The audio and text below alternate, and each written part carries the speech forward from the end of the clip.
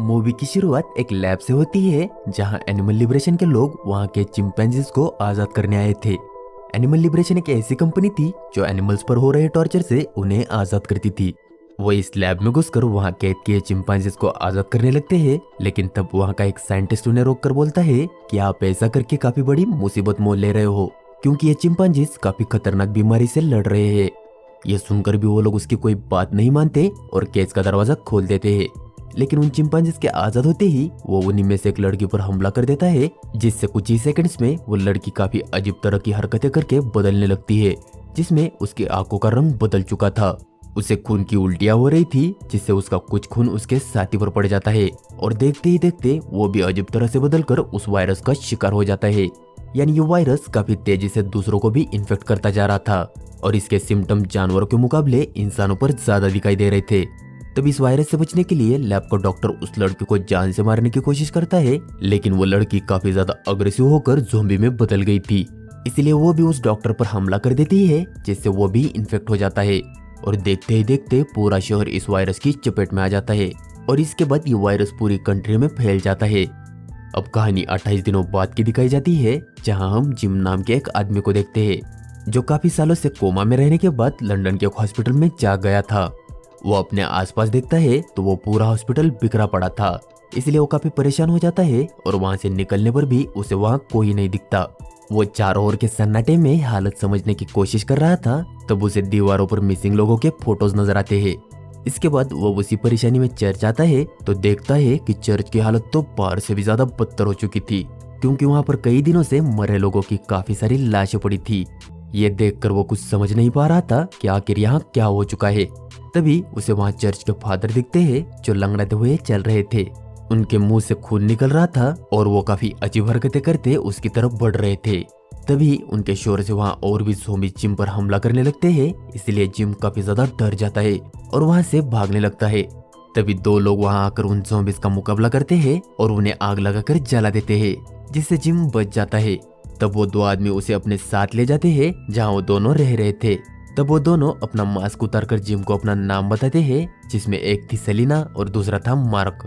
तब जिम उन्हें अपनी कहानी बताकर बोलता है कि वो एक डिलीवरी बॉय था और एक कुरियर डिलीवर करते वक्त उसका एक्सीडेंट हो गया, जिसके बाद उसकी आंख सीधे आज खुली थी जहाँ उसके सामने ये सब कुछ था। तब वो दोनों उसे बताते हैं कि एक वायरस ने पूरे देश पर कब्जा जमा लिया है, जिससे पूरा शहर डिस्ट्रॉय हो गया है। वो ये भी बोलते हैं कि किसी तरह उन्होंने इस वायरस से खुद को तो बचा लिया है, लेकिन पिछले 6 दिनों से उन्होंने एक भी जिंदा इंसान को देखा नहीं है। ये सुनकर जिम काफी परेशान हो जाता है, क्योंकि अब उसे उसके फैमिली की फिक्र हो रही थी। वो उन्हें अपने फैमिली को ढूंढने जाने के लिए मना लेता है। अब अगले दिन वो सब मिलकर जिम के घर जाते हैं, जहाँ जिम देखता है कि उसके माँ बाप ने सुसाइड कर लिया था और उनके हाथ में जिम की बचपन की फोटो थी, जिसके पीछे लिखा था कि वो उसे सोता हुआ छोड़ गए, इसलिए अब वो दोनों भी उसके साथ सो रहे हैं। ये पढ़कर जिम काफी ज्यादा दुखी हो जाता है।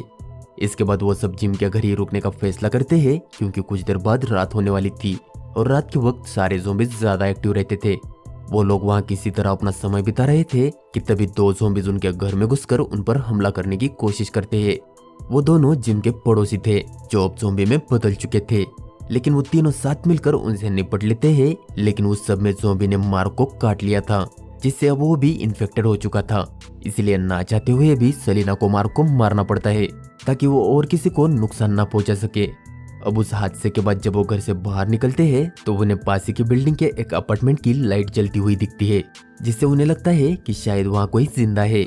इसलिए वो दोनों वहाँ जाने के लिए निकलते हैं, लेकिन तब रास्ते में उनका सामना कुछ और ज़ॉम्बीज से हो जाता है। तब वो उन ज़ॉम्बीज का शिकार होने ही वाले थे कि तभी एक और आदमी वहाँ आकर उन्हें बचा लेता है। इस आदमी का नाम था फ्रैंक। फ्रैंक उन्हें अपने घर लाता है, जहाँ उसकी एक एना नाम की बेटी भी रहती थी। वो उन्हें वहीं रुकने के लिए कहता है और बोलता है कि एक रेडियो ट्रांसमिशन के जरिए उसे पता चला है कि इस वायरस का इलाज हो सकता है और उसके लिए उन्हें दिए गए एड्रेस पर पहुंचना होगा।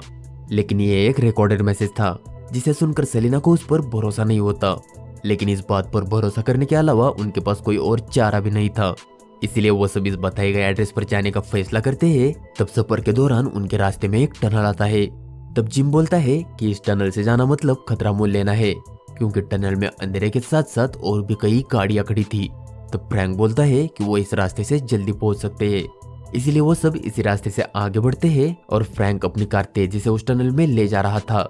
लेकिन तभी गाड़ी का टायर पंक्चर हो जाता है, इसलिए वो सब वही टायर बदलने में लग जाते हैं। अब उनका थोड़ा सा ही काम बचा था कि तभी उन्हें पता चलता है कि कई सारे ज़ॉम्बीज़ उनकी तरफ बढ़ रहे हैं। इसीलिए वो किसी तरह जल्दी से काम निपटा कर वहां से निकल जाते हैं। अब 2-3 दिन के सफर के बाद वो आखिरकार उस लोकेशन पर पहुंच जाते हैं और देखते हैं कि वहां पर कोई भी नहीं था। ये देखकर सेलिना बोलती है कि उन्हें वापस जाना चाहिए। अब वो काफी मायूस होकर वापस निकल ही रहे थे कि तभी फ्रैंक देखता है कि एक कौवा एक डेड बॉडी को खा रहा था।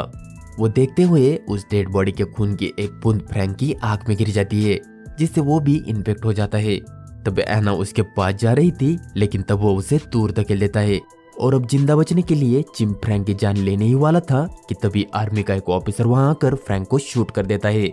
इसके बाद वो उन तीनों को अपने बेस पर लेकर आता है, जहां उनकी मुलाकात मेजर हेनरी से होती है, जो उन्हें बोलता है कि वो सब यहाँ सुरक्षित है क्योंकि उनके बेस की बाउंड्री की कड़ी सुरक्षा हो रही है। उतने से भी कोई ज़ॉम्बी अगर अंदर आ भी गया तो वहाँ का सायरन सभी को अलर्ट कर देता है।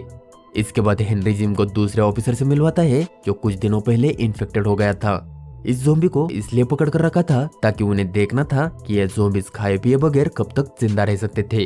अब रात को सभी लोग डिनर कर रहे थे कि तभी उन्हें वहाँ एक ब्लास्ट की आवाज आ जाती है, जिससे मेजर को पता चल जाता है कि ज़ॉम्बीज़ उनके बाउंड्री के अंदर आ गए। इसलिए आर्मी के कुछ लोग मिलकर उन ज़ॉम्बीज़ को मार देते हैं।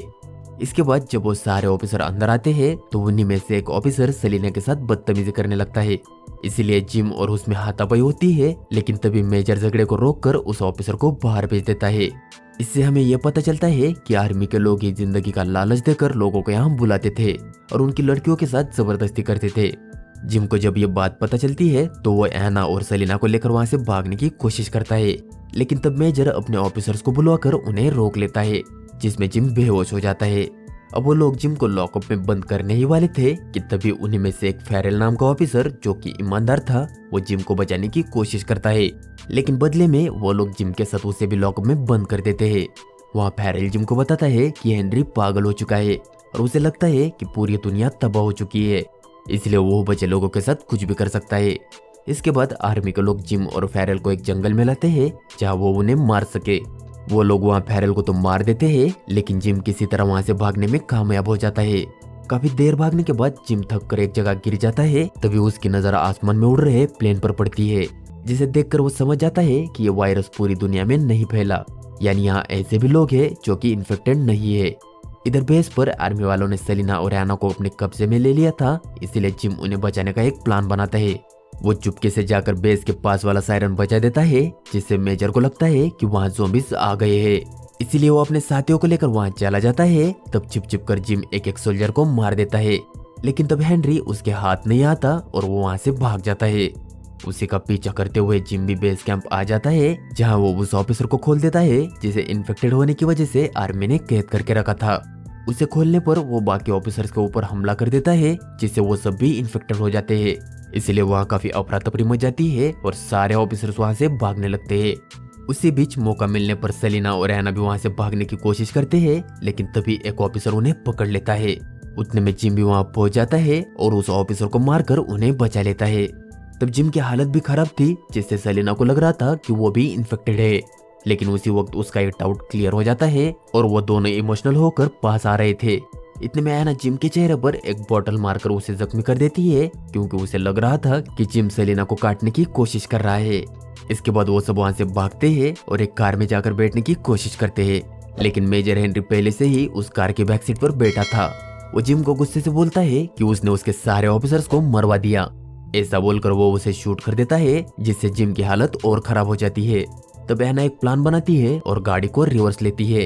तभी पीछे से वही ज़ॉम्बी ऑफिसर आ रहा था। वो पीछे का शीशा तोड़कर मेजर को खींचकर उस पर हमला कर देता है, जिससे वो वही मारा जाता है। तब ये तीनों उसी कार में बैठकर वहां से निकल जाते हैं और सेलिना जिम की हालत को सुधारने के लिए उसे एक इंजेक्शन देती है, जिसके बाद जिम को एक कैबिन के बेड पर होश आता है, जहाँ वो किसी सुनसान जगह पर मदद का इंतजार कर रहे थे। उन्होंने एक सफेद कपड़े से बड़ा सा हेल्पनामा बना दिया था, जिसे पढ़कर एक प्लेन उन्हें पिक करने आ जाता है और उनके बचने की खुशी के साथ ये मूवी खत्म हो जाती है।